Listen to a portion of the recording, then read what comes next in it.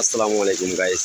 তো দেখেন, আজকে চট্টগ্রাম আগ্রাবাদ দেওয়ানহাট এলাকায় প্রচুর পরিমাণে বৃষ্টি হইতেছে। এই যে দেখেন, আমি আপনাদেরকে দেখাই, এই প্রচুর পরিমাণে বৃষ্টি হইতেছে। আর আসলে কি বলবো, বৃষ্টি তো রহমত। হ্যাঁ, যখন নাকি দেশের মধ্যে মানুষ জুলুম অত্যাচার নির্যাতন করে, তখন দেশে একটা লানত পড়ে যায়। হ্যাঁ, দেশ যখন ধ্বংসের দিকে যাওয়া ধরে, তখন আল্লাহ তাআলা এই বৃষ্টি বর্ষণ করে, তো রহমতের মাধ্যমে গুনাহগুলা লানতগুলা আল্লাহ মাফ করে দেন। এই তো বৃষ্টি আসলে আমরা বেশি আনন্দিত, বেশি খুশি, কারণ বৃষ্টির সাথে আল্লাহ তাআলা রহমত বর্ষণ করেন।